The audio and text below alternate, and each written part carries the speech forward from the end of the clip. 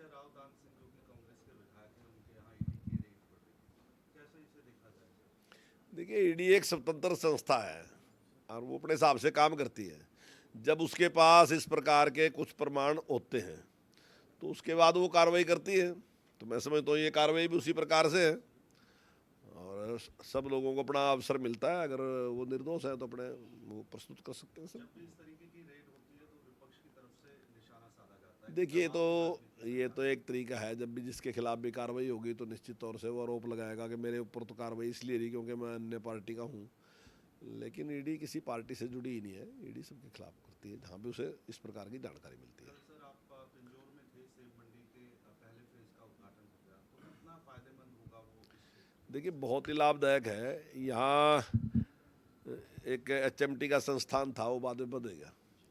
तो हमने एक विचार करके कि यहाँ बहुत अच्छा हो सकता है। हालांकि सेब मंडी यहाँ पहले थी लेकिन वो जगह बहुत थोड़ी थी जो हमारे यहाँ थी पंचकुला में, तो वो छोटी जगह थी। और अब हम एक बहुत बड़ी मंडी बना रहे हैं, एक बिल्कुल आधुनिक मंडी बना रहे हैं। लगभग 225 करोड़ रुपए हम इस पर खर्च करने लग रहे हैं। अभी इसमें हिमाचल के 14 स्थान ऐसे हैं जहाँ से सेब आएगा, 4 स्थान जम्मू कश्मीर के जहाँ से आएगा और देश के 23 स्थान ऐसे हैं जहाँ पे यहाँ से सप्लाई होगा और एक बांग्लादेश है, 24 स्थान जैसे हैं वहाँ अभी सप्लाई होगा।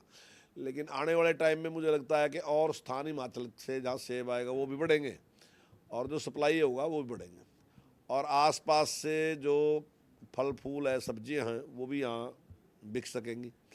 और जैसे जैसे मंडी का विस्तार होगा तो निश्चित तौर से आसपास में यहाँ बहुत उसका लाभ होगा। एक सर कल फैसला लिया गया एलजीबी को लेकर, तो उसमें प्रावधान किए गए हैं प्रदेश सरकार की तरफ से, किस तरीके से देखें? देखिए, इस प्रकार की योजनाएं सरकार ने पहले सोच रखी थी। सरकार का पहले से ही इस पे प्रयास था और सरकार इस पे विचार कर रही थी। और अभी जब हमारी कैबिनेट की मीटिंग थी तब भी माननीय मुख्यमंत्री जी ने इस बात को कैबिनेट के सामने अनौपचारिक रखा था कि क्या क्या हमने करना चाहिए। तो हम उस पर लगे थे पहले से ही। तो वो सारे के सारी घोषणा माननीय मुख्यमंत्री जी ने की है। और ये ट्रेंड लोग हैं, ये 4 साल की ट्रेनिंग करके आएंगे। तो पुलिस में हमें भर्ती की ज़रूरत है तो पुलिस में हम इनकी उस ज्ञान का लाभ उठा सकते हैं, जो इनका एक्सपीरियंस है उसका लाभ उठा सकते हैं। हमें फॉरेस्ट गार्ड चाहिए तो वहाँ उनके ज्ञान का लाभ उठा सकते हैं।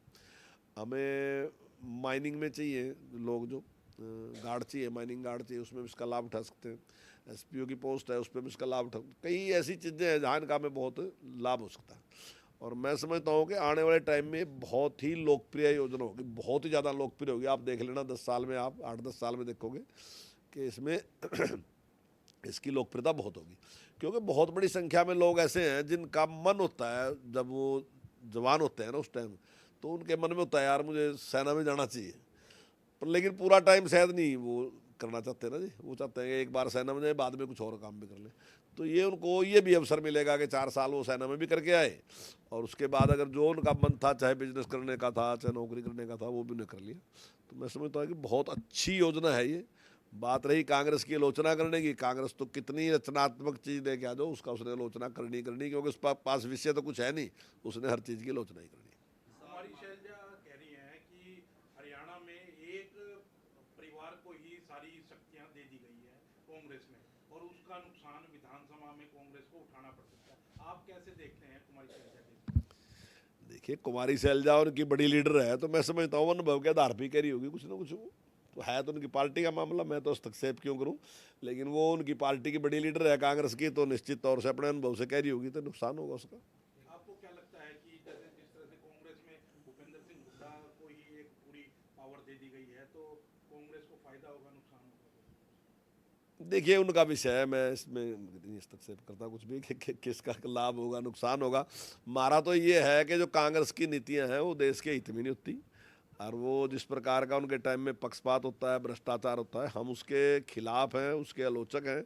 और 10 साल जो शासन उन्होंने किया, जिस प्रकार से भेदभाव किया, समाज में भेदभाव किया, जिस प्रकार से इलाके के अनुसार भेदभाव किया, जिस प्रकार से नौकरियों में बंदरबांट की गई, वो सारी की सारी जो थी देश के और राज्य के खिलाफ थी। तो हम उसकी आलोचना करते हैं। हमने उसमें परिवर्तन किया। हमने पूरे देश, पूरे प्रदेश में सबका साथ सबका विकास, हरियाणा एक हरियाणवी एक को लेके चले हम। और हमने इन 10 साल में जो एक धारणा बन गई थी कि इस प्रदेश में नौकरी केवल उस आदमी को मिलेगी जिसकी जेब में पैसे होंगे या जिसके पास सिफारिश होगी। उसको हमने ख़त्म कर दिया। आज हर बच्चे को पता कि उसको मिलेगी जिसके पास काबिलियत होगी। आज कोई ये नहीं कह सकता पूरे प्रदेश में कि केवल और केवल एक इलाके का, दो इलाके का या जो मुख्यमंत्री है उसके इलाके का ही विकास होगा। आज हर आदमी को पता कि हर इलाके का विकास होगा। तो उस धारणा को हमने खत्म करने का काम किया है। कांग्रेस में गुटबाजी अभी भी हावी है। देखिए, वो तो बाहर दिखाई देती है, सबको दिखाई देती है गुटबाजी तो।